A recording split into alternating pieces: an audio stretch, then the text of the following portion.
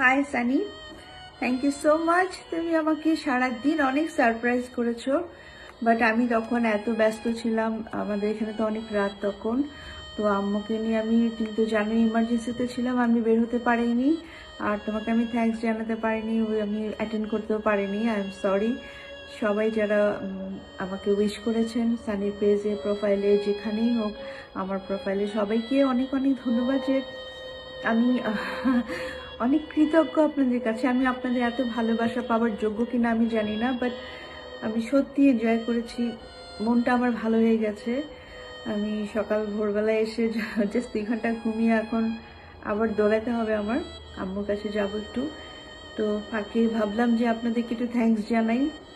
At least আমার দিনটা শুরু হলো খুব সুন্দরভাবে, অনেক ভালোবাসা, ফুল। তো সব কিছু ফুল তো আমার এমনি খুব পছন্দ, বাট আরও ভালো লাগে যখন প্রিয় মানুষগুলো যখন সারপ্রাইজ করে, তখন সেটা অনেক অনুপ্রাণিত হই। আপনাদের এই কমেন্টসগুলোতে মনে হয় যে আমার জীবনের অনুপ্রেরণা অনেক বেড়ে যায়। এই অধ্যায়টা আসলে সত্যি বলে বোঝানো যাবে না, আমি বলে বোঝাতে পারবো না যে আমি কতটা খুশি হই, কতটা আনন্দিত হই যখন সত্যি মানুষ আমাকে মন থেকে কেউ একটা ফুল দিয়ে ভালোবাসা জানায়। Thank you so much.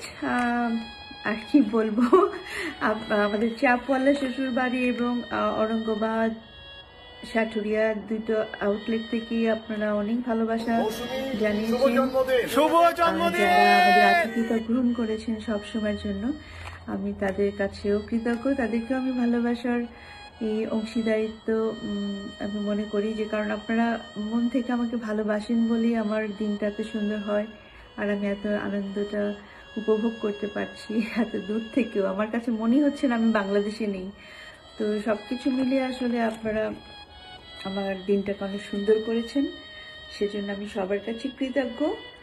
অনেক অনেক ভালোবাসা আপনাদের জন্য, সবসময়ের জন্য আমাদের পাশে থাকবেন, অবশ্যই সানির পাশে থাকবেন, কারণ ও এখন একটু দূরে আছে যেহেতু আমাদের ফ্যামিলি থেকে, তো আপনাদের কাছেই আছে। তো আপনারা একটু ওকে ভালোবাসা দেবেন বেশি বেশি, তাহলে আমরা মনে হয় যে দুজনই দুই প্রান্তে থেকেও আমাদের ভালোবাসাটাকে আমরা অটুট রাখতে পারবো আপনাদের দোয়ায়।